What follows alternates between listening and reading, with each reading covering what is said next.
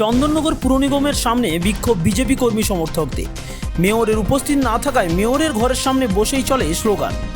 বেহাল চন্দননগরের হাল ফেরাতে কর্পোরেশন চলো ডাক দেয় বিজেপি।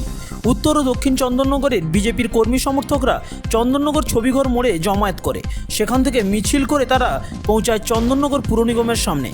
সেখানে আগে থাকতেই পুলিশ মোতায়েন ছিল। বিজেপির কর্মী সমর্থকরা সেখানে যেতেই পুর নিগমের গেট আটকে দেয় পুলিশ।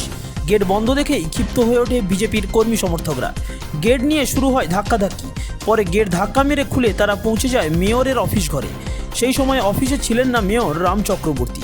মেয়র অফিসে উপস্থিত না থাকায় মেয়রের ঘরের সামনেই বসে চলে বিক্ষোভ। কিছুক্ষণ ধরেই চলে বিক্ষোভ। মেয়র না আসায় তার স্মারকলিপি না দিয়েই ফিরে যায়।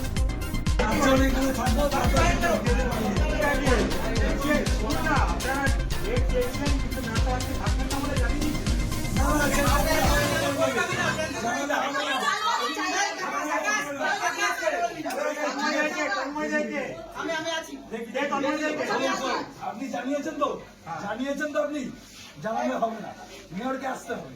আমরা কেন থাকবে না, কেন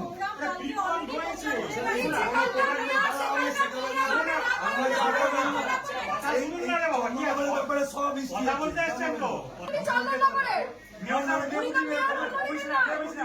ঠিক আছে, আপনার ডব্লিউবিসি অফিসারের কমিশনার রয়েছেন,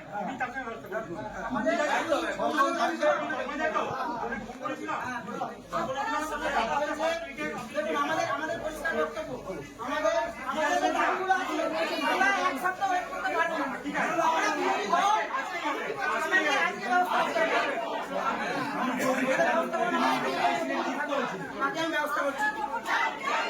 23 তারিখে জানিয়ে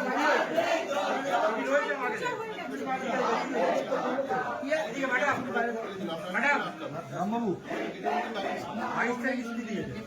আজকে